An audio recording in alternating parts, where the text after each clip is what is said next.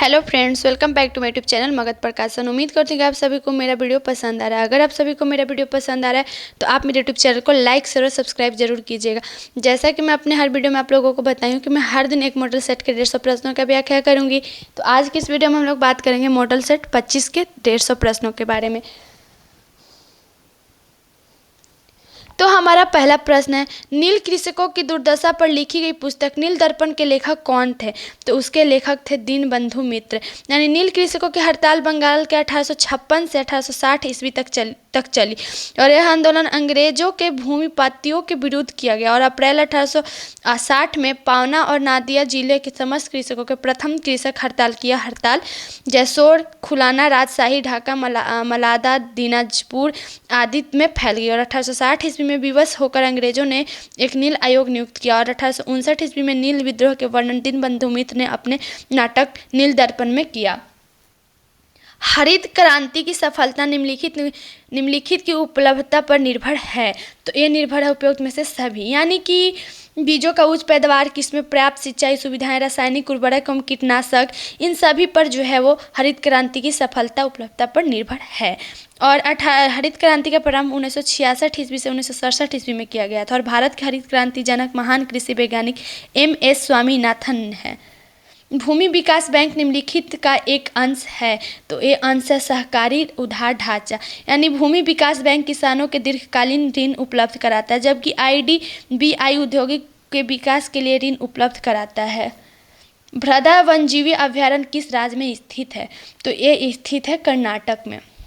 यानी भ्रदा वन्यजीव अभयारण्य भारत के कर्नाटक राज्य में चिंगमगलूर में स्थित बाघ के लिए एक आरक्षित क्षेत्र है और यह भारत के प्रोजेक्ट टाइगर नामक परियोजना के अधीन आता है और यह पश्चिमी घाट के क्षेत्र में आता है और हेबो गिरी 1875 ईस्वी में इस अभयारण्य के स्थित सबसे ऊंचा शिखर है। दिल्ली स्थित कुतुब मीनार में कितनी मंजिलें हैं?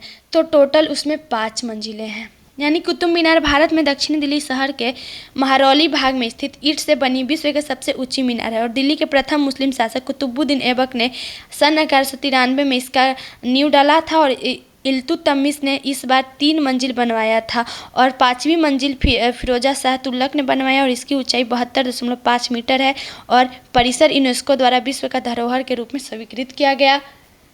विश्व का तीसरा सबसे ऊंचा पर्वत कौन है जो भारत और नेपाल की सीमाओं को जोड़ता है?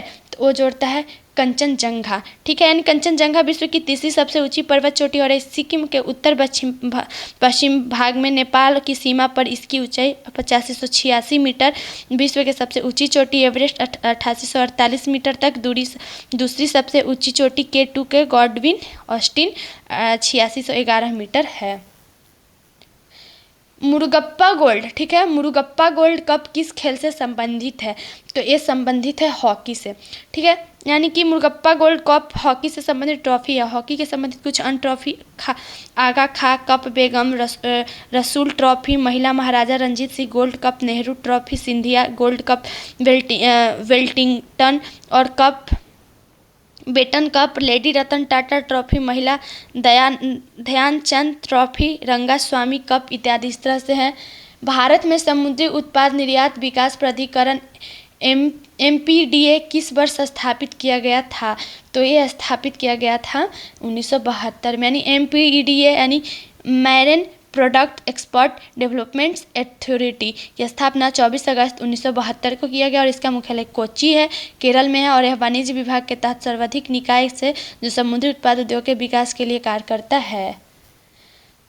कंदारिया महादेव मंदिर निम्न में से कहाँ स्थित है? तो ये स्थित है खजुराहो। ठीक है, यानी कि कंदारिया महादेव मंदिर खजुराहो मध्य प्रदेश में स्थित है और इसका निर्माण चंदेल वंश के पराक्रमी राजा यशोवर्मन ने किया था और इस मंदिर में चतुर्भुज मंदिर के नाम से भी जाना जाता है और मंदिर भगवान शिव को समर्पित है। लोहित नदी की एक सहायक नदी है। तो लोहित नदी की एक सहायक नदी है ब्रह्मपुत्र। यानी कि लोहित नदी भारत के अरुणाचल प्रदेश और असम के बहने वाली ब्रह्मपुत्र नदी की सहायक नदी है और लोहित पूर्वी तिब्बत से जलायुच्छू पर्वत श्रेणी से निकलते हैं और इसके लाल मिट्टी के कारण इसे खून की नदी के नाम से जाना जाता है। भारत में ममालुक राजवंश का संस्थापक कौन था? तो इसके संस्थापक थे कुतुब अल दीन ऐबक। ठीक है, यानी ममालुक राजवंश गुलाम वंश के संस्थापक भारत के कुतुबुद्दीन ऐबक, कुतुब अली दीन ऐबक के माना जाता है। और कुतुबुद्दीन ऐबक मोहम्मद गोरी के गुलाम था। वह तुर्क जनजाति का था जो कि 1206 ईस्वी से 1210 ईस्वी तक शासन किया। भारतीय संविधान के किस संशोधन द्वारा प्रस्तावना में समाजवादी और धर्म निरपेक्ष के शब्द जोड़े गए थे? तो ये शब्द जोड़े गए थे संविधान का, यानी 42वें संशोधन अधिनियम 1976, यानी 42वें संविधान संशोधन 1976 में किया गया था, जिसमें प्रस्तावना में समाजवादी तथा धर्मनिरपेक्ष शब्द जोड़े गए थे। और इस संविधान संशोधन में कई सारे महत्वपूर्ण संशोधन किए गए, जिसे मिनी संविधान कहा जाता है। और संविधान संशोधन उपरोक्त अनुच्छेद 568 में उल्लेखित है, जो कि दक्षिण अफ्रीका से लिया गया है। निम्न में से कौन सा कथन सही नहीं है? तो वो कथन सही नहीं है। 1793 में कॉर्नवालिस कोड यानी कॉर्नवालिस संहिता लागू किया गया था। साभर साल्ट लेक निम्न में से किस राज्य में स्थित है? तो ये स्थित है राजस्थान में, यानी कि साभर और साल्ट लेक खारे पानी की एक झील है, जो कि राजस्थान के जयपुर नगर के समीप स्थित है। और ये समुद्र तल से 1200 फीट की ऊंचाई पर स्थित है। इसे 6 नदी यानी रूपनगढ़, मेथी, खारी, खड़ेला, मेहता तथा समोदा से पानी प्राप्त होती है। और यह झील बड़े पैमाने पर नमक का उत्पादन किया जाता है। और इसे 1909 में रामसर अर्धभूमि स्थलों से सूची में जोड़ा गया था। 15वीं सदी के अंत में भारत में वास्को डी गामा का पदार्पण कहाँ हुआ था? पदार्पण कहाँ हुआ था? तो वो हुआ था कालीकट। वास्को डी गामा पुर्तगाल का निवासी था। उसने केप ऑफ गुड होप होकर भारत के समुद्रिक मार्ग की खोज तथा 20 मई 1948 में कालीकट पहुंचा। भारत के अंतिम ब्रिटिश वायसराय कौन थे? तो वो थे लॉर्ड माउंटबेटन। ठीक है, यानी कि भारत में अंतिम ब्रिटिश वायसराय लॉर्ड माउंटबेटन थे। और इनका कार्यकाल मार्च 1947 से जून 1948 तक था। स्वतंत्र भारत के प्रथम एवं अंतिम भारतीय गवर्नर जनरल चक्रवर्ती राजगोपालाचारी हुए। जापान में हिरोशिमा एवं नागासाकी पर किस वर्ष में पहली बार एटम बम गिराया गया? तो वो गिराया गया था 1945 में, यानी कि द्वितीय विश्व युद्ध के दौरान अमेरिका में जापान के हिरोशिमा शहर पर 6 अगस्त 1945 को फैट मैन तथा 9 अगस्त 1945 को नागासाकी शहर पर लिटिल बॉय नामक एटम बम गिराया था, जो 100 मेगावाट का था। और द्वितीय विश्व युद्ध में मित्र राष्ट्रों द्वारा पराजित होने वाला अंतिम देश जापान था। भारत में निम्नलिखित में से किस राष्ट्रीय उद्यान की स्थापना सबसे पहले हुई थी?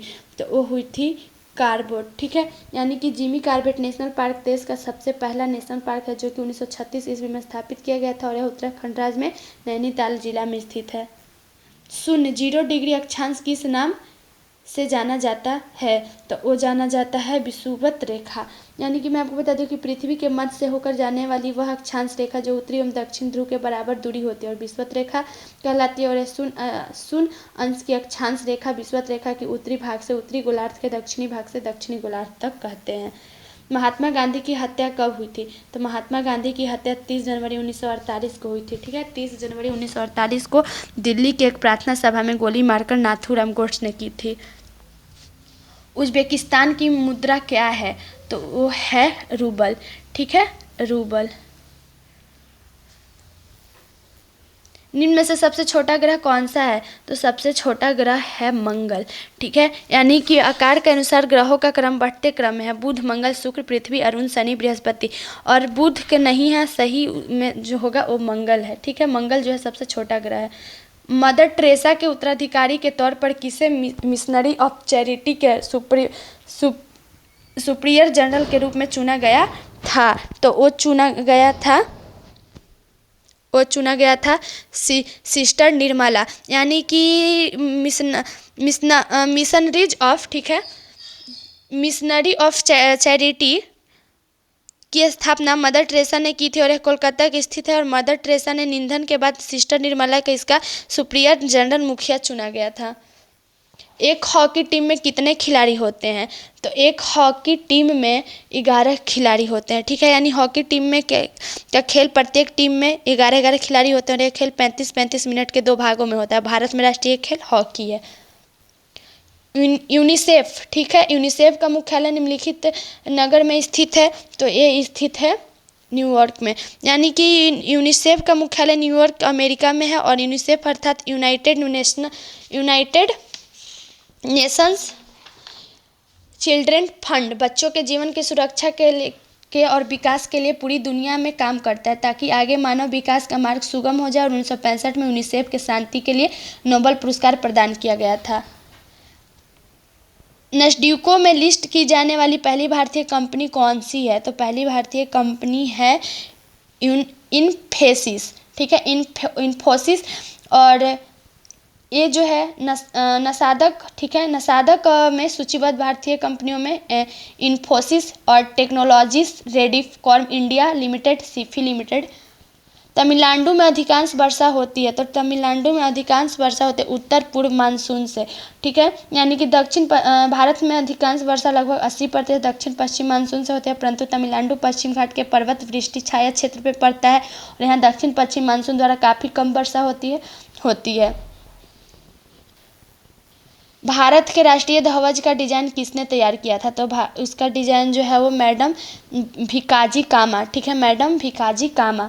यानी भारतीय राष्ट्रीय ध्वज का डिज़ाइन मैडम भिकाजी कामा ने के द्वारा किया गया था। और ध्वज की लंबाई एवं चौड़ाई का अनुपात 3:2 है। भारत के संविधान सभा द्वारा राष्ट्र ध्वज का प्रारूप 22 जुलाई 1947 को अपनाया गया था। सैंधव सभ्यता, ठीक है, सैंधव सभ्यता के ईंटों का अलकरण किस स्थान से मिले हैं? तो वो मिले हैं कालीबंगा, ठीक है। यानी कि सैंधव सभ्यता के कालीबंगा के प्राप्त अवशेषों के प्रमुख है बेलनकारा, मुहरे, जूते एवं हल ईंटों के निर्मित चबूतरे, हवन कुंड, अन्नागार, युगल तथा प्रतीकात्मक संविधाएं। निम्नलिखित में से कौन सी नदी बंगाल की खाड़ी में नहीं गिरती है? तो जो बंगाल की खाड़ी में नहीं गिरती है वो है ताप्ती नदी। यानी मैं आपको बता दूं कि ताप्ती नदी का उद्गम स्थल बैतूल जिले के मध्य प्रदेश में मुल्लई यानी मुलाती नगर में के पास 722 मीटर की ऊंचाई से है। नोबेल पुरस्कार प्राप्त करने वाले प्रथम भारतीय कौन थे? तो प्रथम भारतीय थे रविंद्रनाथ टैगोर। यानी मैं आपको बता दूं कि नोबेल पुरस्कार प्राप्त करने वाले प्रथम भारतीय रविंद्रनाथ टैगोर थे। 1910 ईस्वी में एक अंग्रेज कवि W.B. येट्स ने टैगोर को काव्य संग्रह गीतांजलि का अंग्रेजी अनुवाद एवं प्रस्तावना लिखी, जिस पर 1913 ईस्वी में टैगोर को नोबेल पुरस्कार जो है 1913 ईस्वी में, ठीक है, 1913 ईस्वी में इन्हें नोबेल पुरस्कार मिला। भारत में मुसलमानों के लिए पृथक राज्य पाकिस्तान की मांग मोहम्मद अली जिन्ना ने किस वर्ष की थी? तो वो की थी 1940 ईस्वी में। यानी कि सन 1940 में मुस्लिम लीग के लाहौर अधिवेशन में मोहम्मद अली जिन्ना द्वारा मुसलमानों के लिए एक पृथक देश की मांग की गई थी। नहावा सेवा, ठीक है, नहावा सेवा बंदरगाह कहाँ है? तो ये बंदरगाह है महाराष्ट्र में, ठीक है। यानी कि नहावा सेवा बंदरगाह महाराष्ट्र में अरब सागर तट पर स्थित है, और इसे जवाहरलाल नेहरू के बंदरगाह भी कहा जाता है। विश्व का सबसे विशाल गुंबज कहाँ है? तो सबसे विशाल गुंबज है इनमें से कोई नहीं। यानी कि मैं आपको बता दूं कि विश्व का सबसे विशाल गुंबज ल्यूसियाना यानी कि सुपरडोम अमेरिका में है, तथा भारत का सबसे विशाल गुंबज गोल गुंबज बाजीपुर कर्नाटक में है। कर्नाटक राज्य के उच्च न्यायालय का खंडपीठ कहाँ है? तो इसका खंडपीठ है इनमें से कोई नहीं। यानी कि कर्नाटक उच्च न्यायालय की स्थापना 1884 ईस्वी में की, तो इसका मूल स्थान बेंगलोर में है, तथा इसका कोई खंडपीठ नहीं है। सुदर्शन झील का निर्माण किसने करवाया था? तो सुदर्शन झील का निर्माण जो है वो चंद्रगुप्त मौर्य ने करवाया था। यानी कि गिरनार पर्वत पर स्थित सुदर्शन झील का निर्माण चंद्रगुप्त मौर्य ने किया था, और बाद में अशोक तथा रुद्रदामन ने मरम्मत कराई, और पुनः गुप्त शासक स्कंदगुप्त ने सुदर्शन झील का पुनरुद्धार कराया। भारत का प्रथम बैंक था, तो भारत का प्रथम बैंक था पंजाब नेशनल बैंक, ठीक है, पंजाब नेशनल बैंक। यानी कि मैं आपको बता दूं कि पूर्व रूप से पहले भारतीय बैंक पंजाब नेशनल बैंक था, और इसकी स्थापना जो है 1895 ईस्वी में लाहौर में हुई थी, और इसका प्रधान कार्यालय भागीजी कामा प्लेस नई दिल्ली में था, और इसका राष्ट्रीयकरण 19 जुलाई 1969 में हुआ था। भुवनेश्वर स्थित लिंगराज मंदिर की नींव डाली थी? तो उसकी नींव डाली थी नरसिंह देव ने। यानी कि भुवनेश्वर के मंदिरों को शहर कहा जाता है और यह शहर लिंगराज मंदिर के लिए प्रसिद्ध है, जिसकी नींव नरसिंह देव वर्मन ने डाली थी। और भुवनेश्वर ने समीप उदयगिरी की गुफाएं, जिसकी गणना जैनियों के तीर्थ स्थल के रूप में की जाती है। महात्मा गांधी को राष्ट्रपिता कहने वाले प्रथम व्यक्ति थे? तो प्रथम व्यक्ति थे सुभाष चंद्र बोस।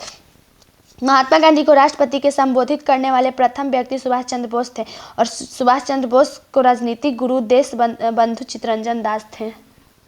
किस ब्रिटिश गवर्नर जनरल ने पहली बार डाक टिकट जारी किया था? तो पहली बार डाक टिकट जारी किया था लॉर्ड डलहौजी ने। ठीक है, यानी भारत में पहली बार डाक टिकट की शुरुआत 1854 में, ठीक है, 1854 में लॉर्ड डलहौजी ने किया था और इसी वर्ष नया पोस्ट ऑफिस एक्ट पारित हुआ था। डलहौजी का गवर्नर जनरल के रूप में कार्यकाल 1848 से 56 तक रहा। डलहौजी को भारत रेलवे का जनक माना जाता है और इसी समय भारत में पहली बार 1853 में बम्बई से ठाणे के बीच प्रथम रेलगाड़ी चलाई गई थी। हमारा राष्ट्रीय गीत लिया गया? तो हमारा राष्ट्रीय गीत बंकिम चंद्र चट्टोपाध्याय के उपन्यास आनंद मठ से लिया गया था।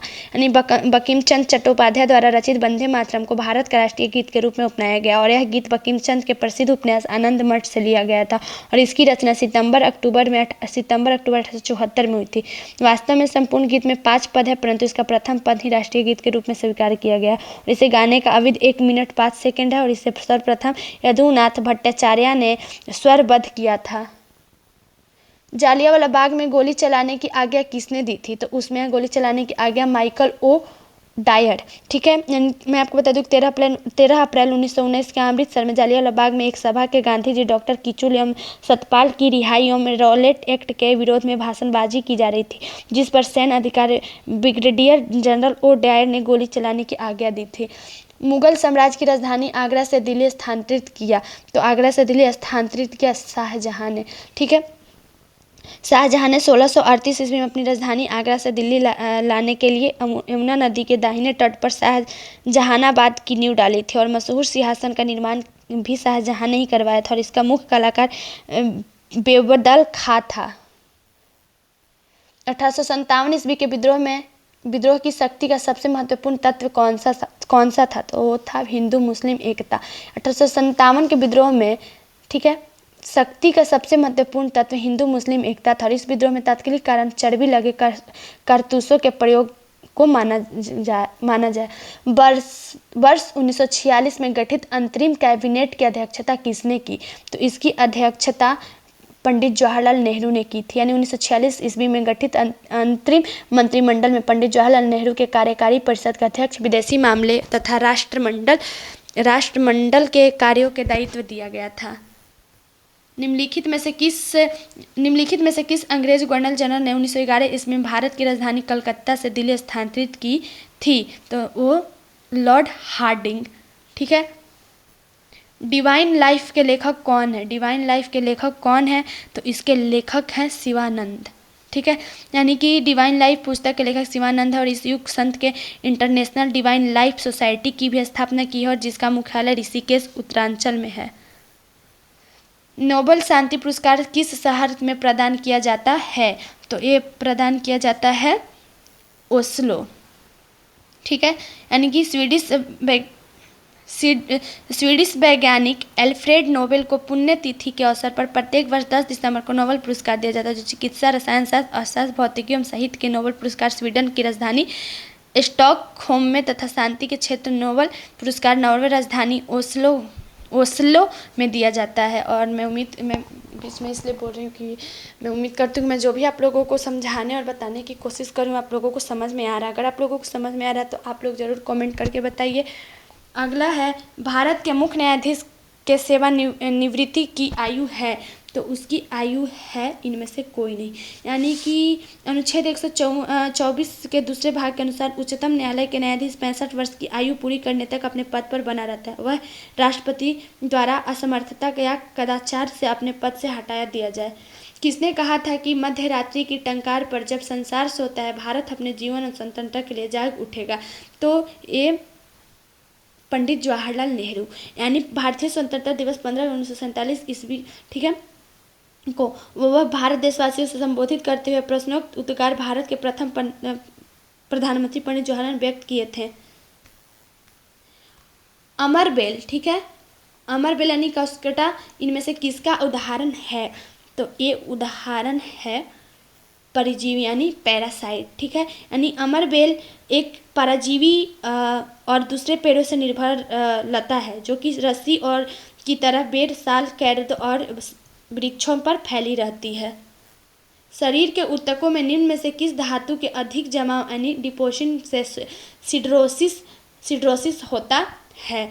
तो वो होता है लौह से, ठीक है, लौह से। यानी सिड्रोसिस लोह के डस्क कण के अधिक जमा होता है जो कि कई वर्षों तक लगातार लोहा का वेल्डिंग, ग्राइंडिंग, अयस्क निष्कर्षण अथवा पेंट बनाने के लिए कार्य करता है। लौह उनके फेफड़े और लौह धातु के एक परत जम जाती है जो कि सिड्रोसिस का मुख्य कारण है और इसका पता एक्सरे या ऊतकों के परीक्षण करके किया जाता है।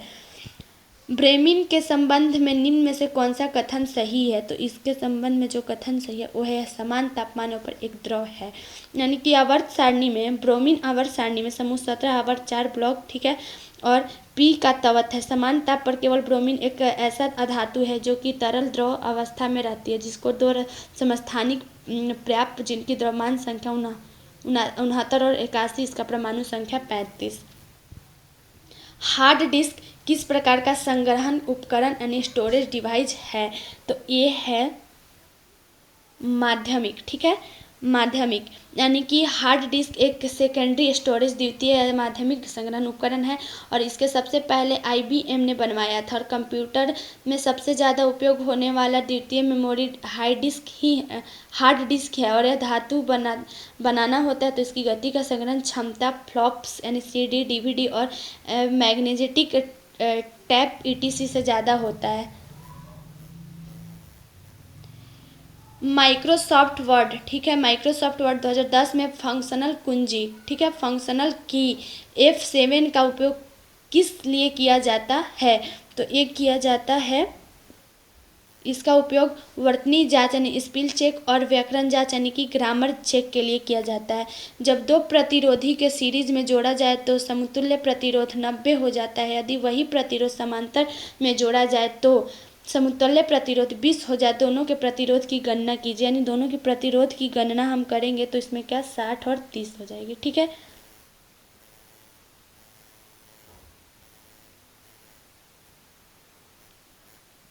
एक कण के ऊपर की ओर 39.2 मीटर सेकंड गति में फेंका जाता है। ऊपरी दिशा में जाने वाली उसके समय की गणना कीजिए, ठीक है। यानी कि यहाँ पर क्या है 39.2 मीटर सेकंड यानी v = 0 मीटर सेकंड, ठीक है, और g = 9.8। तो हम लोग क्या करेंगे t = 39.2/9.8 = 4 सेकेंड। एक गैस सिलेंडर कमरे के ताप एवं दाब पर 1 किलोग्राम हाइड्रोजन रख सकता है। इसी परिस्थिति में उस सिलेंडर में कार्बन डाइऑक्साइड आ सकता है। तो कार्बन डाइऑक्साइड आ सकता है 22 किलोग्राम।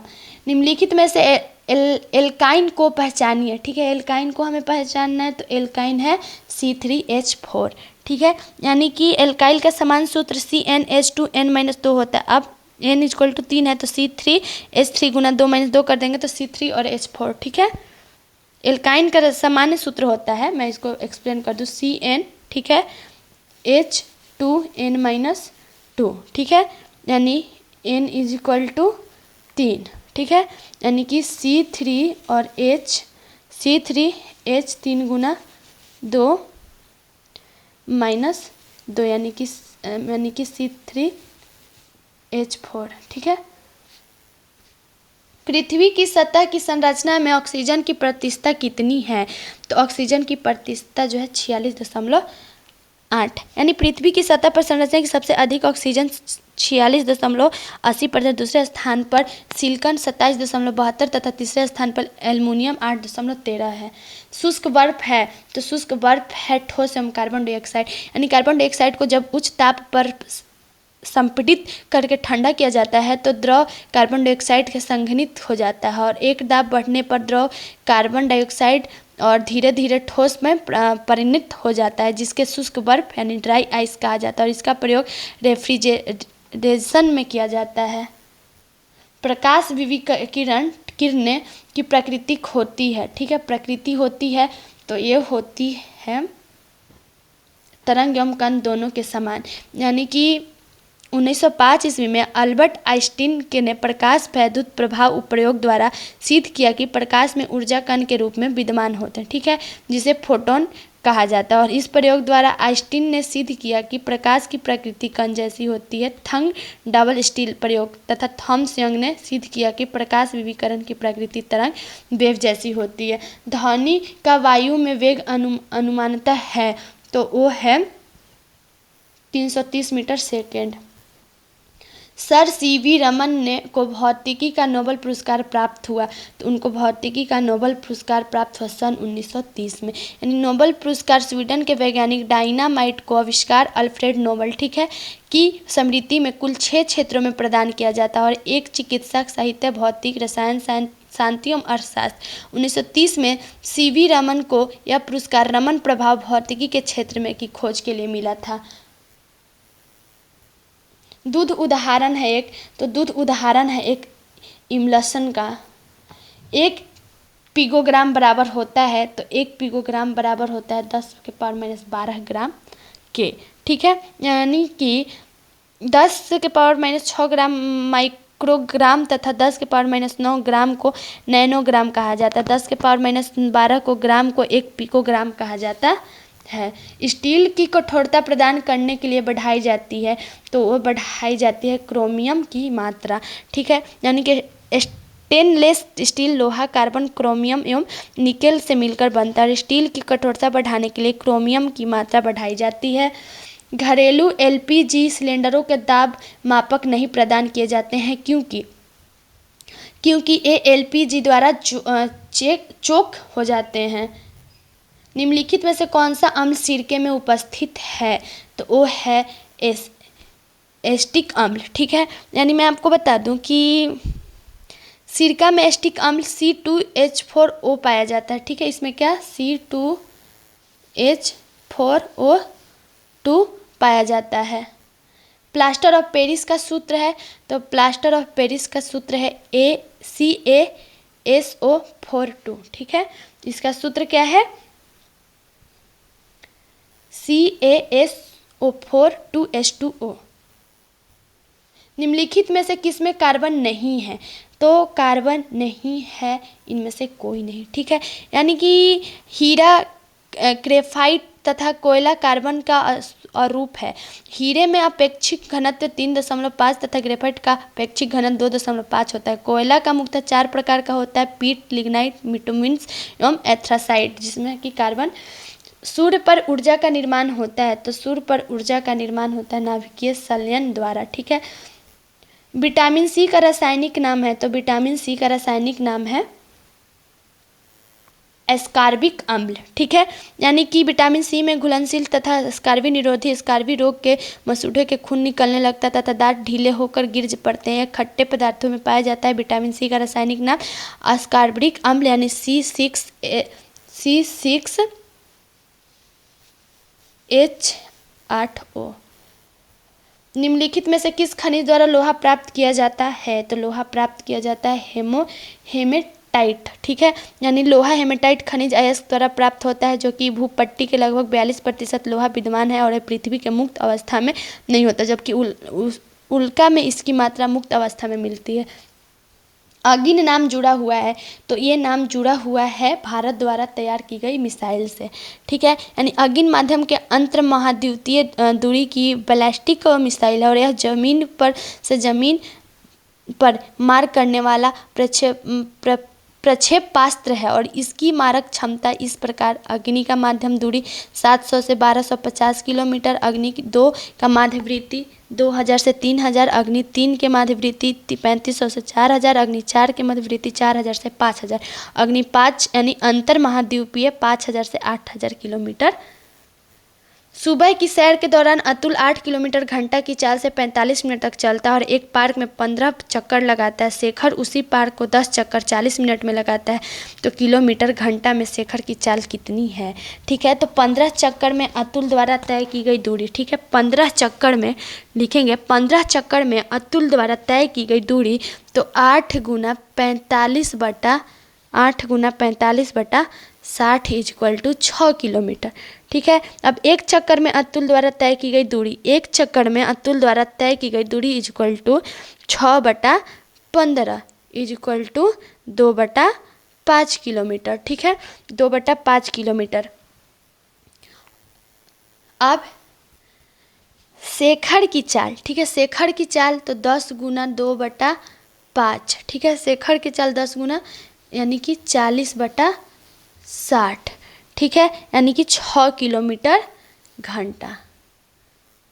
कृष्णा ने 25,000 रुपये की राशि के 2 भागों में निवेशित किया। उसे पहले भाग पर 11% वार्षिक साधारण ब्याज मिला और दूसरे भाग पर वार्षिक रूप से चक्रवृद्धि होने वाला 10% चक्रवृद्धि ब्याज मिला। यदि 2 वर्ष बाद उसके द्वारा प्राप्त किए गए ब्याज 5370 रुपये, तो साधारण ब्याज का निवेशित राशि ज्ञात करें। ठीक है, तो माना साधारण निवेशित राशि क्या है? P रुपये। ठीक है, माना साधारण ब्याज पर निवेशित राशि इज इक्वल टू P रुपये है। ठीक है, P रुपये है। अब चक्रवृद्धि ब्याज पर निवेशित राशि, ठीक है, चक्रवृद्धि ब्याज पर निवेशित राशि तो 25,000 माइनस P। ठीक है, 2 वर्ष में साधारण ब्याज तो 11 गुना 2 इज इक्वल टू 22%।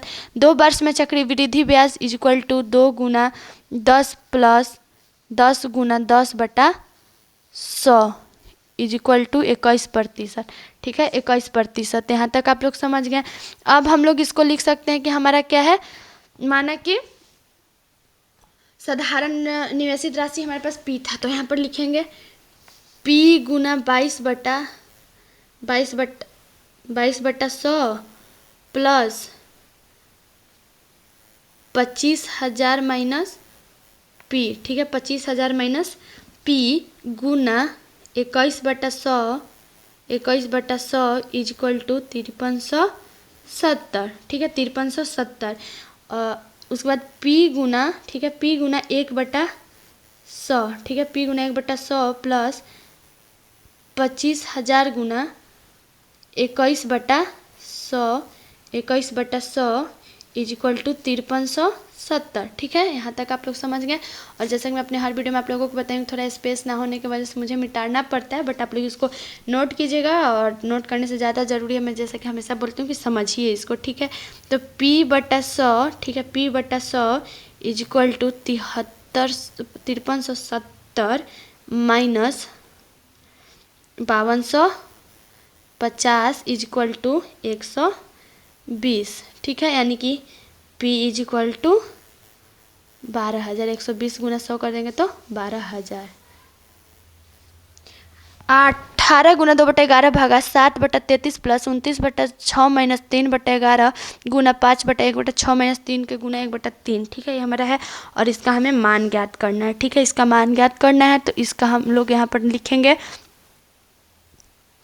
200/11 भागा 7/33 ब्रैकेट में है 7/33 प्लस ब्रैकेट 29/6 माइनस 3/11 गुना ब्रैकेट में 31/6 माइनस 10/3। ठीक है, 10/3। ठीक है, इज इक्वल टू 200/11 ब्रैकेट 7 भागा ब्रैकेट 7/33। ठीक है, 7/33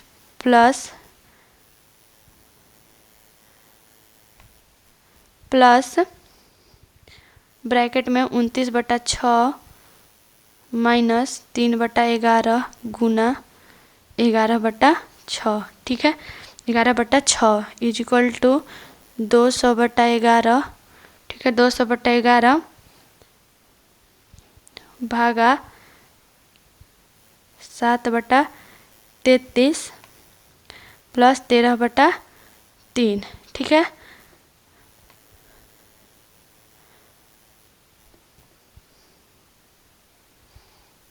200/11 भागा 150/33 इज इक्वल टू 200/11 गुना 33/150 इज इक्वल टू 4। एक संख्या p का एक अन्य संख्या q से 20% अधिक है, लेकिन संख्या r से 10% कम है। संख्या q संख्या r से कितना प्रतिशत है? ठीक है, यानी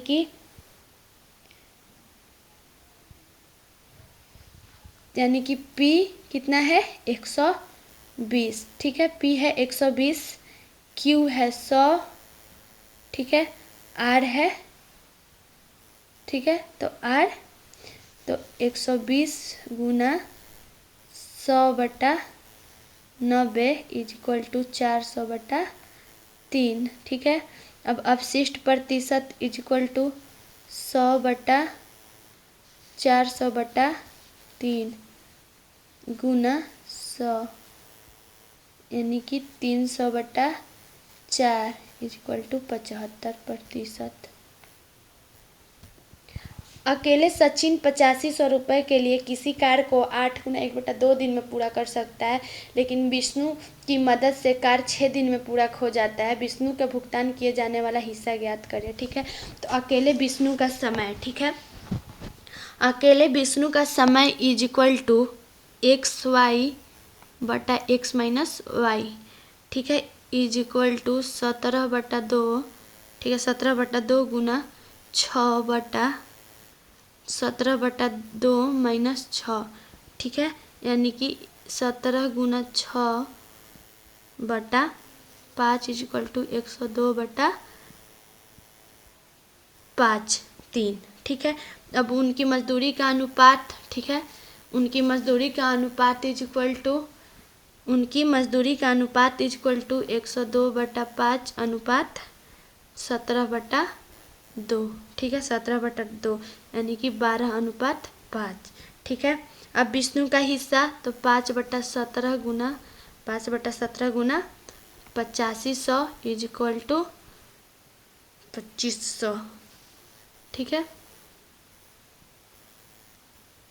किसी वस्तु का अंकित मूल्य 5000 रुपये और इस पर 12% और 12% की 2 क्रमागत छूट दी जाती है। यदि विक्रेता में 24% को एकल छूट देता है तो उसे होने वाला लाभ या हानि ज्ञात कीजिए। एकल छूट, ठीक है, एकल छूट यानी 12+12, ठीक है, 12+12 माइनस 12 गुना 12/100, ठीक है, इज इक्वल टू 24%, यानी कि हानि 1.44। ठीक है, अब रुपया में हानि तो 500 गुना 1.44/100 इज इक्वल टू 72 रुपये। ठीक है, 72 रुपये की क्या होती है? हानि। किसी वस्तु को 24% की हानि पर बेचा जाता है। यदि उसे 1596 रुपये अधिक में बेचा जाता है तो 18% का लाभ होता है। वस्तु का क्रय मूल्य ज्ञात करें। ठीक है, वस्तु का जो है वो क्रय मूल्य ज्ञात करना है।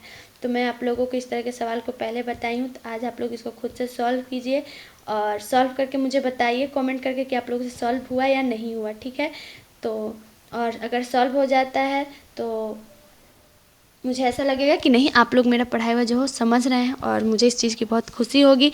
अगर फिर भी अगर नहीं भी होता है तो कोई बात नहीं है, मैं इसको अगले वीडियो में अच्छे से एक्सप्लेन कर दूंगी। तो चलिए इसका जो है वो आप लोग खुद से सॉल्व कीजिएगा। 7056, ठीक है, 7056 प्लस प्रश्नवाचक चिन्ह 2400 का 24%। ठीक है, 2400 का 24%, तो प्रश्नवाचक चिन्ह और 2400 का 24%। ठीक है, प्रश्नवाचक चिन्ह और इक्वल टू 2400 का 24% माइनस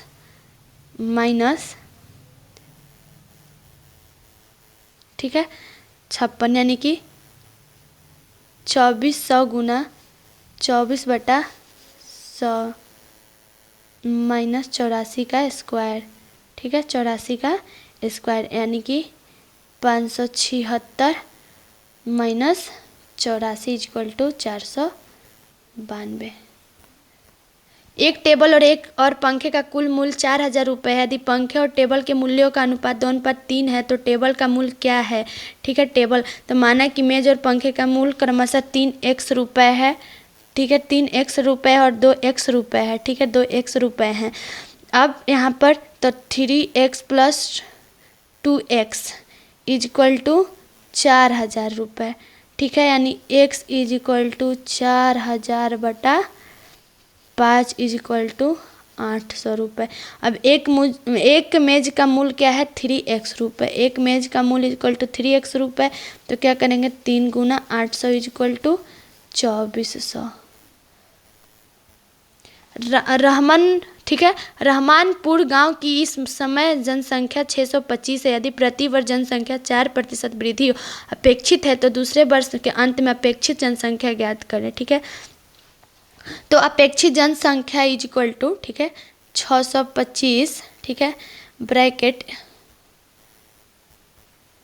अपेक्षित जनसंख्या इक्वल टू 625, ठीक है, 625 ब्रैकेट 1 + 4/100 का स्क्वायर कर देंगे। ठीक है, यानी कि 625 गुना 26/25 गुना 26/25, ठीक है, इक्वल टू 26 गुना 26 इक्वल टू 676। एक व्यापारी को 360 रुपये में एक घड़ी बेचने से 10% हानि होती है। यदि वह 5% लाभ चाहता है तो घड़ी का विक्रय मूल्य ज्ञात कीजिए। ठीक है, तो घड़ी का क्रय मूल्य इक्वल टू 300/100 माइनस 10 गुना, इसी लाइन में होगा, गुना 100 इक्वल टू 400 रुपये। ठीक है, 5% लाभ हेतु घड़ी का विक्रय मूल्य लिखेंगे। 5% लाभ हेतु घड़ी का विक्रय मूल्य इक्वल टू 400 गुना, ठीक है, 400 गुना 100 + 5/100, ठीक है, इक्वल टू 400 गुना 21/20 इक्वल टू 420। यदि एक संख्या किसी दूसरी संख्या के 2/3 है तो दोनों संख्याओं का योग 60 है तो पहली संख्या का मान ज्ञात कीजिए। पहली संख्या, माना कि दूसरी संख्या x है। ठीक है, माना कि दूसरी संख्या, पहली संख्या चूँकि पहली संख्या तो दूसरी संख्या का तो 2/3 इक्वल टू 2/3x। ठीक है, अब 2/3x plus x equal to 60। ठीक है, 60 यानी कि 2x plus 3x/3 equal to 60। ठीक है, यानी x इक्वल टू 60 गुना 3/5। ठीक है, 3/5 इक्वल टू 36। ठीक है, तो 2/3x, ठीक है, 2/3x इक्वल टू 2/3 गुना 36 इक्वल टू 24। रमेश ने अपनी पत्नी को अपने मासिक वेतन का 65% दिया। यदि उसकी पत्नी को 650 रुपये प्राप्त किए तो रमेश का वेतन ज्ञात कीजिए। ठीक है, रमेश का वेतन, तो माना कि रमेश का वार्षिक वेतन 100 रुपये है। ठीक है, रमेश का वार्षिक वेतन 100 रुपये है। x का 65% इक्वल टू 650 रुपया।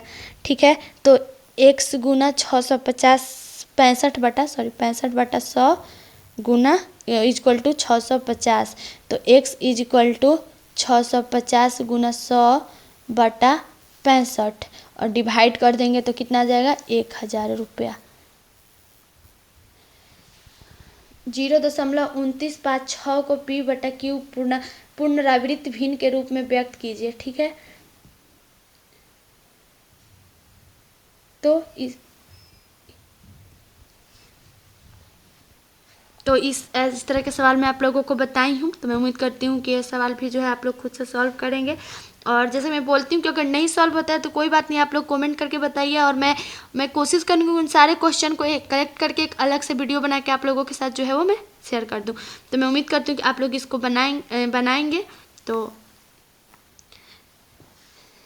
-4/5 का क्यू का मान निम्नलिखित में से कौन सा है। ठीक है, तो -4/5 का क्यू, ठीक है, इज इक्वल टू -4 -4/5 5 यानी कि -64/125 -64/125। तो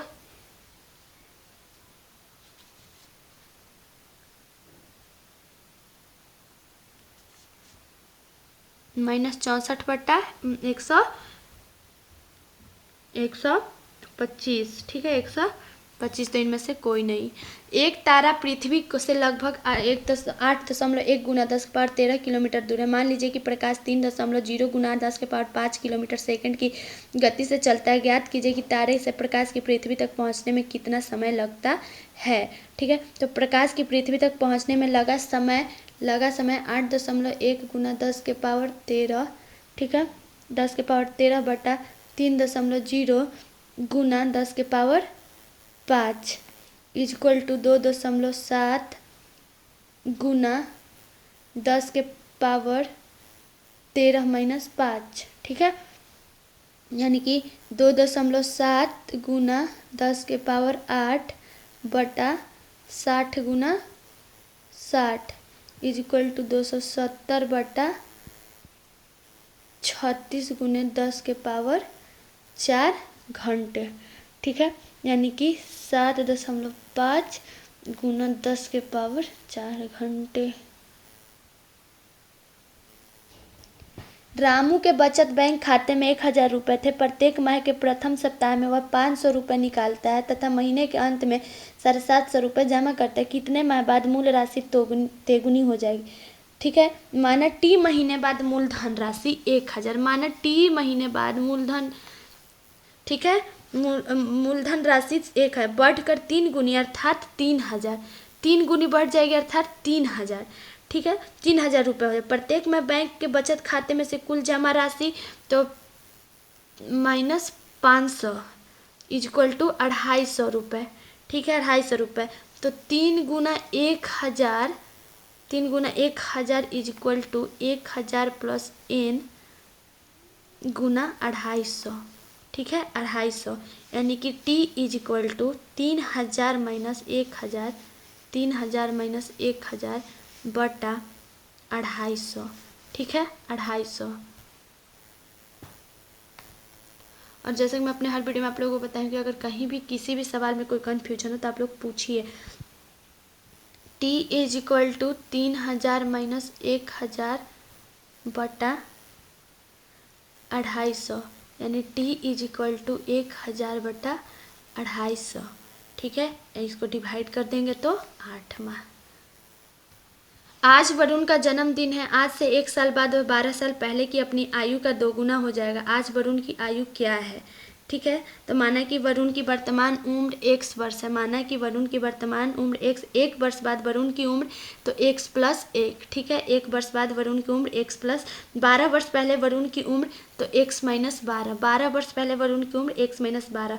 तो अब यहाँ पर x + 1 is equal to 2 x - 12। ठीक है, यानी कि x + 1 is equal to 2x - 24। ठीक है, 2x - x is equal to 1 + 24 यानी कि 25 वर्ष। 170 मीटर लंबी एक ट्रेन 90 किलोमीटर प्रति घंटा की गति से जा रही है। उसे रेलवे के एक पुल को पार करने में 26 सेकंड लगते हैं। तो पुल की लंबाई क्या है। ठीक है, माना कि पुल की लंबाई x मीटर है। ठीक है, पुल की लंबाई x मीटर है तो x + 150 इक्वल टू 90 गुना 5 गुना 18 गुना 26। ठीक है, यानी x + 150 इक्वल टू 5 गुना 5 गुना 26 यानी x इज इक्वल टू 650 - 150 यानी कि x इज इक्वल टू 500। दिए गए अंकों के सेट का औसत कितना है? 341, 292, 254, 375, 505, 639। ठीक है, तो इसको हम लोग लिखेंगे 341 plus 292 plus 254 plus 375 plus 505 plus 639 बटा 6 इज इक्वल टू 2406 बटा 6 इज इक्वल टू 401। गोपाल के पास कुछ मुर्गियां और कुछ बकरियां हैं। यदि सभी जानवरों के कुल 43 सिर हैं और कुल 142 पैर हैं तो गोपाल के पास कुल कितनी मुर्गियां हैं? तो माना कि मुर्गियों की संख्या x, बकरियों की संख्या 43 माइनस x। ठीक है, तो x गुना 2 प्लस 43 माइनस x गुना 4 is equal to 142। 2x plus 172 minus 4x is equal to 142। ठीक है, यानी कि 2x is equal to 172 minus 142।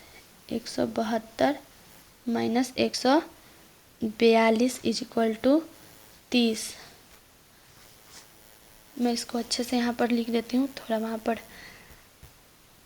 यानी कि 2x is equal to 172 minus 142। ठीक है, 142 इज इक्वल टू 30। ठीक है, यानी x इज इक्वल टू 30 बटा 2 इज इक्वल टू 15। यदि 37a plus 37b is equal to 5661 है तो a प्लस बी का औसत क्या है? ठीक है, a प्लस बी का औसत क्या है? तो 37a plus 37b is equal to 5661 है। ठीक है, 5661 है, तो 37a plus b is equal to 5661। ठीक है, a प्लस बी ए औसत, तो a प्लस बी बटा 2 यानी कि 153 बटा 2 यानी कि 76.5। दो क्रमिक विषम संख्याओं का गुणनफल 1763 है तो बड़ी वाली संख्या कौन सी है? ठीक है, बड़ी वाली संख्या कौन सी है? तो माना दो क्रमिक विषम संख्याओं में बड़ी संख्या x है। ठीक है, तो छोटी संख्या x माइनस 2 है। ठीक है, छोटी संख्या x माइनस 2 है, तो x माइनस 2 गुना x इज इक्वल टू 1763। ठीक है, यानी x square minus 2x minus 1763 is equal to 0, यानी x माइनस 43 और x plus 41 is equal to 0। ठीक है, यानी कि x is equal to 43। 175 metre लंबी ट्रेन 35 मीटर लंबे प्लेटफॉर्म को 12 सेकंड में पार करती है तो ट्रेन की गति कितने किलोमीटर घंटा है? ठीक है, ट्रेन की गति इक्वल टू 175 प्लस 35 मीटर बटा 12 सेकेंड इक्वल टू 210 बटा 12 गुना 18 बटा 5 इक्वल टू 63 किलोमीटर घंटा। 12 मीटर लंबे, 9 मीटर चौड़े और 8 मीटर ऊंचे हॉल में रखे जा सकने वाले बड़े से बड़े डंडे की लंबाई क्या होगी? तो बड़े से बड़े डंडे की लंबाई जो है वो होगी 17 मीटर। क्वेश्चन नंबर 101 से लेकर 103 में प्रत्येक प्रश्न 3 चतुर्भुज और प्रत्येक चतुर्भुज की प्रति 4 संख्याएं, प्रत्येक चतुर्भुज के भीतर एक संख्या जो है उसके विशेष नियम के अनुसार बाहर के चारों संख्याओं के आधारित है। एक चतुर्भुज के भीतर प्रश्नवाचक चिन्ह के प्रस्थापित करने वाले सही विकल्प का चयन कीजिए। ठीक है, यानी कि 1 2 4 3 है। ठीक है, 1 plus 4 plus 3 plus 2 is equal to 10 हो गया पहला। अब 8 1 5 3 है। ठीक है, तो 8 plus 5 plus 1 plus 3 is equal to 17। उसी प्रकार से 9 + 6 + 4 + 1 इज इक्वल टू 20। 1 3 5 4, ठीक है। 1 का स्क्वायर प्लस 5 का स्क्वायर प्लस 4 का स्क्वायर प्लस 3 का स्क्वायर, ठीक है। यानी कि 1 + 25 + 16 + 9 इज इक्वल टू 51, ठीक है। इसी तरह से इसको भी सॉल्व करेंगे तो जो हमारा संख्या है वो 690। इसी तरह से इसको भी करना है, इसमें भी 256, ठीक है। मैं एक सॉल्व करके बताई हूँ, बाकी इसी तरह से होते जाएगा, बनेगा तो आप लोग कीजिएगा। क्वेश्चन नंबर 104 से 106 तक निम्नलिखित प्रश्न में संकेत के बाईं ओर 2 शब्द, दाईं ओर एक शब्द, एक प्रश्न चिन्ह दिया गया है। निम्नलिखित में 4 विकल्प में प्रश्न चिन्ह के स्थान पर एक शब्द आना जो दाईं ओर वाले शब्द के वही संबंध रखता है जो संबंध बाईं ओर वाले दोनों शब्दों के बीच में है, यानी व्यक्ति, टहलना और मछली, ठीक है। तो जिस प्रकार व्यक्ति जमीन पर टहलता है उसी प्रकार मछली जल में जो है वो तैरती है। मछली जल में जो है वो तैरती है। टहलना, दौड़ना और पवन, ठीक है। टहलना, दौड़ना और पवन। तो जिस प्रकार टहलना का तीव्र रूप दौड़ना है उसी तरह पवन का तीव्र रूप आंधी है। फैक्ट्री, उत्पादन और विद्यालय। तो जिस तरह किसी फैक्ट्री में वस्तुओं का उत्पादन होता है उसी तरह विद्यालय में बच्चों को जो है वो शिक्षा मिलती है। क्वेश्चन नंबर 107 से 109, प्रत्येक प्रश्न के अक्षर के 4 वर्ग में उनमें से किसी प्रकार दूसरे से भिन्न है, सही विकल्प का चयन कीजिए, ठीक है। तो जैसे कि मान लीजिए AZDW है, ठीक है। तो सब क्या है, विपरीत वर्ण है, ठीक है। तो इसमें ए जो है वो विकल्प में, उसी तरह से इसमें भी है, विपरीत पे है, ठीक है। जैसे MPS भी है, तो M के 3 अंक के बाद P के 3 अंक के बाद S और S के 3 अंक के बाद V है। उसी तरह से GJMP है, मतलब 3-3 अंक के अंतराल पर है सभी, तो इसमें जो है वो A अंक जो है वो भिन्न है। जैसे कि L के 2 अंक के बाद M के 5 अंक के बाद S और S के 2 अंक पहले Q आता है। DBEC है, इसी तरह से A भी है, तो इसमें जो है वो भिन्न है CEHF, ठीक है। जैसे C के 2 अंक के बाद E नहीं आता है, E और E के 3 अंक के बाद S, तो F पहले आता है तब H आता है ना।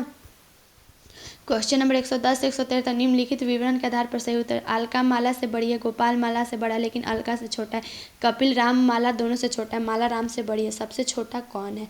तो अलका माला तथा गोपाल माला, ठीक है।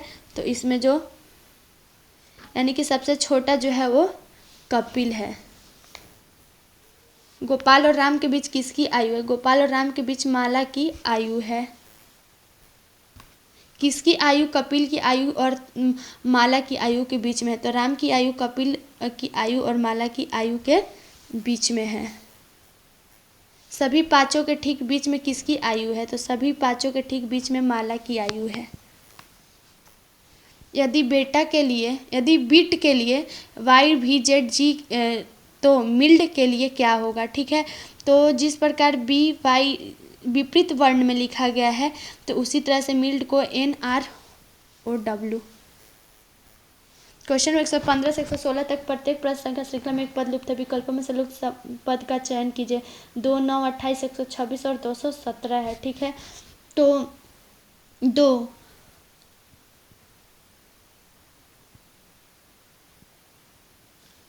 2 का क्यू करेंगे, ठीक है। 2 का क्यू प्लस 1 करेंगे तो 9, ठीक है। 3 का क्यू प्लस 1 करेंगे, ठीक है। 3 का क्यू प्लस 1 करेंगे तो 28, ठीक है। 28। 4 का क्यू प्लस 1 करेंगे तो 65, ठीक है। उसी तरह से 5 का क्यू प्लस 1 करेंगे तो 126, ठीक है। उसी तरह से 6 का क्यू प्लस 1 करेंगे तो 217। 25, 49, 81, 169, 225, ठीक है। तो 5 का स्क्वायर 25, 7 का स्क्वायर 49, ठीक है। 9 का स्क्वायर 81, 9 का स्क्वायर 81, ठीक है। 11 का स्क्वायर, जैसे दो दो अंक पे है तो 11 का स्क्वायर 121, ठीक है। 11 का स्क्वायर 121, 13 का स्क्वायर 169 और 15 का स्क्वायर 225। कोई भी व्यक्ति पूर्व की दिशा में 15 किलोमीटर जाता है, पुनः बाईं ओर मुड़कर 5 किलोमीटर चलता है। अब वह दाईं ओर मुड़कर 5 किलोमीटर जाता है, पुनः वह दाईं ओर मुड़कर 5 किलोमीटर जाता है। अब वह व्यक्ति प्रस्थान बिंदु से किस दिशा में और कितनी दूरी पर है? तो अभी वो जो है वो 20 किलोमीटर की दूरी पर है, ठीक है। 5 व्यक्ति ए बी सी डी और ई एक सीधी पंक्ति में खड़े हैं। सी और ए के बीच में बी सी से आगे ई खड़ा है, लेकिन डी से की दूर ए के एक और बी के दूसरी और डी, इनमें से सबसे मध्य कौन है? तो इसमें से सबसे मध्य जो है वो बी है। और ये सारे सवाल जैसे कि मैं आपको बताई हूँ कि रीजनिंग के तरह सवाल हैं, तो ये लोग इसको हम लोग दिमाग से सॉल्व करेंगे तो होगा। किसी कूट भाषा में रेटलैम्प को कूट में 2 होते हैं, तो पैडमिनी के कूट उसी भाषा में क्या होगा? तो जिस प्रकार जैसे कि यह अल्फ़ाबेट के नंबर के अनुसार है, ठीक है। तो इसका जो है वो 3 होगा। आर डी का भाई है, क्यू आर की बहन है, ए एफ का भाई है, एफ डी की बेटी है, एम क्यू का पिता है, ए का चाचा कौन है? ठीक है। तो यहाँ डी का लिंग स्पष्ट नहीं है। यदि डी पुरुष हो तो आर का चाचा होगा, परंतु डी स्त्री है तो चाचा अज्ञात है। तो ए का चाचा कौन है ये ज्ञात नहीं कर सकते हैं। तो यहाँ पर क्या है, ज्ञात नहीं है। निम्नलिखित में से असंगत चुनिए। रेशम, कपास, न्यूलॉन और ऊन, ठीक है। तो यहाँ रेशम, कपास और ऊन प्राकृतिक रेशे हैं, जबकि न्यूलॉन एक कृत्रिम है, ठीक है।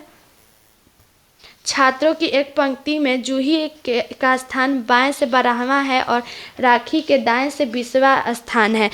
यदि दोनों अपना स्थान आपस में बदल लेते हैं तो जूही का स्थान बाएं से 22वां हो जाता है। पंक्ति में कितने छात्र हैं? तो कितने छात्र हैं? तो पंक्ति में कुल छात्रों की संख्या क्या करेंगे? 22 + 20 - 1, तो 42 - 1 तो 41।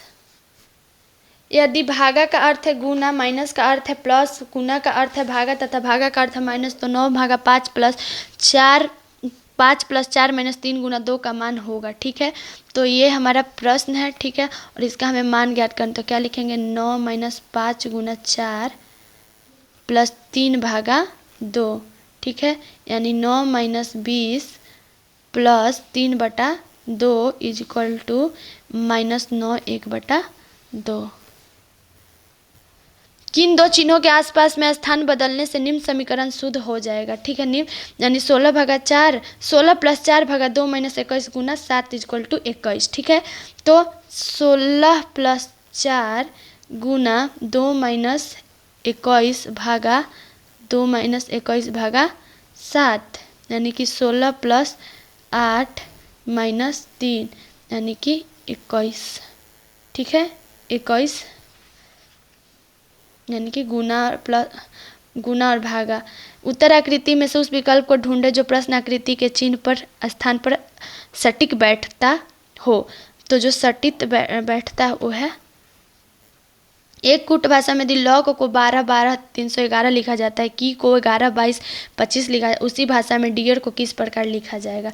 तो मैं आपको बता दूं कि कॉन्सोनेंट व्यंजन को वर्णमाला के सीधे क्रमांक तथा प्रत्येक भावेल स्वर्ण के विपरीत क्रमांक पर कूटबद्ध किया। जैसे लॉग को 12 12 3 11 लिखा गया, जैसे कि अल्फ़ाबेट के नंबर के अनुसार लिखा गया। तो डियर को 4 22 26 18 लिखेंगे, 4 22 26 18। जैसे डी के चौथे स्थान पर अल्फ़ाबेट के चौथा ई जो है इस तरह से। नीचे एक ही पासे की दो अलग अलग स्थितियां दिखाई जिनमें से 1 से 6 तक की संख्या वाले 6 फलक है, उस संख्या का चयन कर जो 4 वाले फलक के ठीक विपरीत फलक पर होगी, ठीक है। यानी कि किसी भी दो पासा में जब कोई भी सतह कॉमन नहीं मिलता है तो कॉमन सतह को रेखा यानी क्लॉकवाइज खींचना है। यानी कि सतह 4 के विपरीत सतह पर क्या है? 4 वाले फलक के ठीक विपरीत सतह पर 1 है। उस शब्दयुग्म का चयन कीजिए जिसके दोनों शब्द आपस में उसी तरह से संबंधित है जिस तरह से वो निम्नलिखित शब्दयुग्म के दोनों शब्द आपस में संबंधित। साहस और वीरता, जिस प्रकार साहस और वीरता समानार्थी शब्द हैं उसी प्रकार व्यवस्थित और क्रमबद्ध भी समानार्थी शब्द हैं, ठीक है। व्यवस्थित और क्रमबद्ध। 4 संख्या युग्म दिए गए जिनमें से 3 किसी न किसी प्रकार से आपस में समानता रखते हैं, एक असंगत है, उस असंगत का चयन करें। ठीक है, यानी 5 और 130 है। ठीक है, तो 5 का क्यूब प्लस 5 यानी कि 125 प्लस 5 इक्वल टू 130। ठीक है, ये हो गया पहला। 8 और 1 556 है, तो 8 का क्यूब प्लस 5। ठीक है, 8 का क्यूब प्लस 5 तो 517, लेकिन यहाँ पर 516 दे रहा, तो ये क्या है, भिन्न है। इसी तरह से 9 और 734 है, तो 9 का क्यूब प्लस 5 तो 734। ठीक है, उसी तरह से फिर 7, तो 7 का क्यूब प्लस 5 338, तो भिन्न है। दिए गए विकल्पों में सुषाकृति का चयन कीजिए जो निम्नलिखित श्रेणी के प्रश्नवाचक चिन्ह के स्थान पर आ सकती है, तो वो आएगी ये वाली। उस विकल्प का चयन कीजिए जिसका तीसरे पद से वही संबंध दूसरे पद से है, यानी टेंजल और XERKPI है। उसी तरह से फाइट्स। ठीक है, यानी कि जिस प्रकार टेंजल यानी कि T के 4 अंक के बाद X, A के 4 अंक के बाद E, N के 4 अंक के बाद R, G के 4 अंक के बाद K, L के 4 अंक के बाद P, E के 4 अंक के बाद I। इसी तरह से फाइट्स को कर देंगे तो F के 4 अंक के बाद J, ठीक है, I के 4 अंक के बाद M, F के 4 अंक के बाद क्या आएगा, F के 4 अंक के बाद G, I के 4 अंक के बाद M, G के 4 अंक के बाद K, ठीक है, H के 4 अंक के बाद L, T के 4 अंक के बाद X और S के 4 अंक के बाद W, यानी कि J M K L X W। उस विकल्प का चयन कीजिए जिसकी संख्या के मध्य वही संबंध है जो दिए गए समुच्चय संख्याओं के मध्य 21, 13 और 17। तो इस तरह के सवाल मैं आप लोगों को बताई हूँ, तो मैं उम्मीद करती हूँ कि आप लोग सॉल्व कर लीजिएगा। तो इसमें 32, 46, 39। ठीक है, 4 शब्द दिए गए जिनमें से 3 एक निश्चित प्रकार से समान है जबकि एक उनमें से संगत है, उस असंगत शब्द का चयन कीजिए। ठीक है, तो संरात्रोगी विशेषज्ञ, हृदय रोग विशेषज्ञ और नेत्र रोग विशेषज्ञ सभी एक ही खास अंग के रोग बीमारी के विशेषज्ञ होते हैं, जबकि मनोरोग चिकित्सक इनमें से भिन्न है।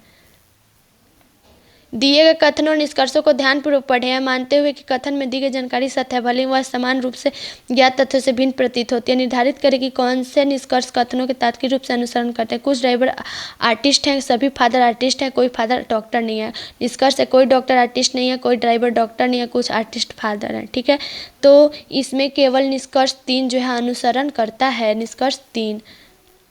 72 कलाकारों का समूह में प्रत्येक कलाकार 3 गतिविधियों के अर्थात प्रश्नोत्तरी, एकल अभिनय, अनुकरण में से किसी एक भाग में लेते हैं। 11 कलाकार केवल प्रश्नोत्तरी भाग लेते हैं, 15 केवल एकल अभिनय में भाग लेते हैं और 14 केवल अनुकरण में भाग लेते हैं। यदि 5 कलाकार सभी तीनों गतिविधियों में भाग लेते हैं तो किन्हीं 2 गतिविधियों में भाग लेने वाले कलाकारों की संख्या का गणना करें। ठीक है, तो उसकी गणना करना है, तो किन्हीं 2 गतिविधियों में भाग लेने वाले की संख्या, तो 72 minus 11 plus 15 plus 14 plus 5 is equal to 27। नीचे दिए गए वेन आरेख में यदि षष्ठकोण किसानों को निरूपित करता है, त्रिभुज ग्रामीणों को निरूपित करता है और वर्ग लाभार्थियों को निरूपित करता है, तो कितने किसान ऐसे हैं जो ग्रामीण और लाभार्थी भी हैं। ठीक है, तो ऐसे किसान जो ग्रामीण और लाभार्थी भी हैं उनकी संख्या 5 है। ठीक है, उनकी संख्या क्या है, 5 है। दिए गए विकल्पों में से उस संख्या का चयन कीजिए जो निम्न श्रेणी के प्रश्नवाचक चिन्ह का स्थान पर 52, 113, 162, 226 और 307 है। ठीक है, तो 52 प्लस 25 तो 77। ठीक है, 77 प्लस 36 तो 113, 113 प्लस 49 162। ठीक है, 162 प्लस 64 226, 226 प्लस 81 307।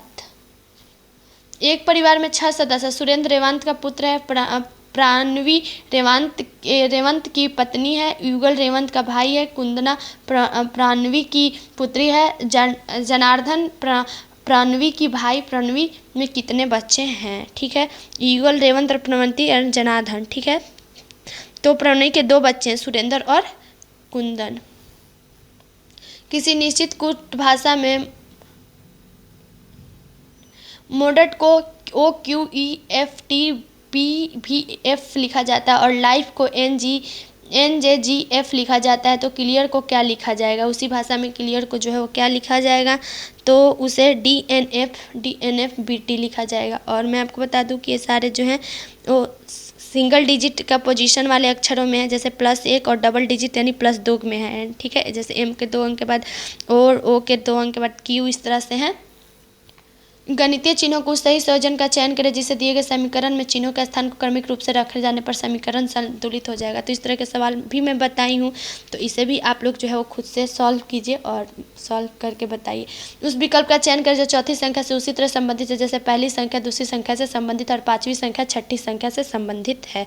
11,242। ठीक है, 11,242, 162, 14,392 है। ठीक है, तो 242 को 2 से भाग दे देंगे तो 121। ठीक है, और 11 का स्क्वायर कर देंगे तो 121। ठीक है, अब ये हो गया। अब दूसरा, ठीक है, तो दूसरा क्या है? 392। ठीक है, तो 392 को 2 से भाग देने पर 196 और 14 का स्क्वायर करेंगे तो 196 दूसरा हो गया। अब इसी तरह से 62 है। ठीक है, तो 162 को 2 से भाग देने पर 81। ठीक है, 81, तो 81 का 9। अक्षरों के उस संयोजन का चयन करें जिसे दी गई श्रेणी के में रिक्त स्थान पर क्रमिक रूप से रखने पर श्रेणी पूर्ण हो जाएगी। ठीक है, तो श्रेणी पूर्ण हो जाएगी, तो यहाँ पर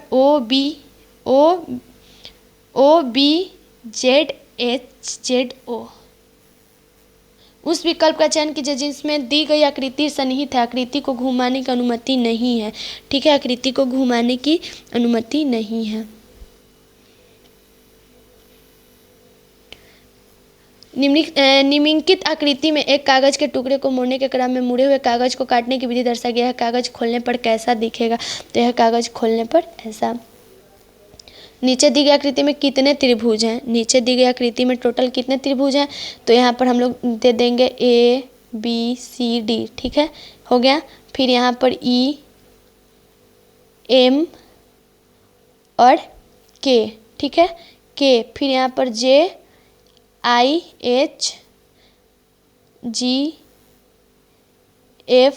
इस तरह से इसे। और इसमें हम मैंने आप लोगों को कोनों में कोन को दर्शाने के लिए बताई हूँ, तो मैं उम्मीद करती हूँ कि आप लोग कोन को दर्शाएंगे।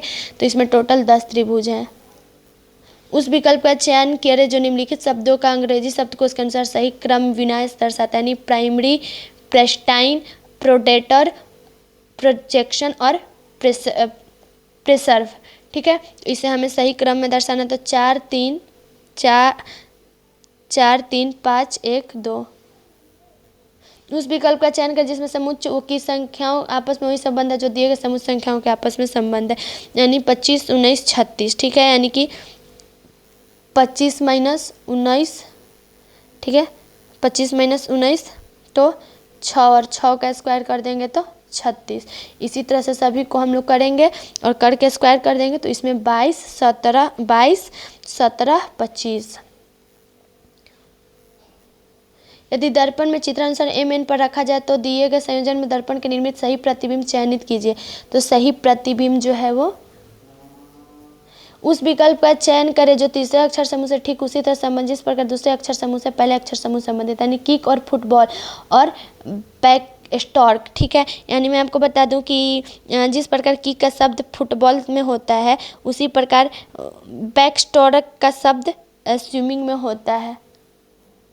निम्नलिखित में 4 अक्षर समूह युग्मों में से एक निश्चित तरीके में एक समान है और एक असंगत है, उस असंगत अक्षर समूह का चयन करें, यानी रैट और TDX, यानी R के 2 अंक के बाद T, T के A के 3 अंक के बाद D और D के 4 अंक के बाद X है। इसी तरह से है, तो इसमें जो है फेरी और HTB, मतलब इसमें जो है वो F के 2 अंक के बाद H, R के 2 अंक के बाद T और Y के 3 अंक के बाद B है, तो इसमें भीन है। और वीडियो के आखिर में मैं बोलना चाहती हूँ कि अगर इस वीडियो में मुझसे किसी शब्द के सही उच्चारण करने में या किसी क्वेश्चन को मैं सही से एक्सप्लेन नहीं कर पाई या कहीं मुझसे कोई गलती हो गई हो, तो मैं आप लोगों से दिल से माफ़ी मांगती हूँ और मैं उम्मीद करती हूँ कि आप लोग मुझे माफ़ करेंगे। और मैं हर दिन कोशिश करती हूँ कि आप लोगों के लिए एक अच्छा वीडियो आप लोगों के साथ लेकर के आऊँ, जिसमें कहीं कोई कन्फ्यूजन नहीं हो, कोई गड़बड़ी ना हो। अगर फिर भी मुझसे कहीं कोई गलती हो जाती है तो मैं उसके लिए आप लोगों से दिल से माफ़ी मांगती हूँ। और अगर हाँ, आप लोगों को मेरा वीडियो पसंद आ रहा है, मेरा पढ़ाया हुआ पसंद आ रहा है, तो आप मेरे यूट्यूब चैनल को लाइक और सब्सक्राइब जरूर कीजिए और कमेंट करके ज़रूर बताइए कि आप लोगों को मेरा पढ़ाया हुआ कैसा लग रहा था, कि मुझे भी ऐसा लगे कि नहीं, मैं जो मेहनत कर रही हूँ, जो कोशिश कर रही हूँ, वो मेरा सफल हो रहा है। Thank you so much.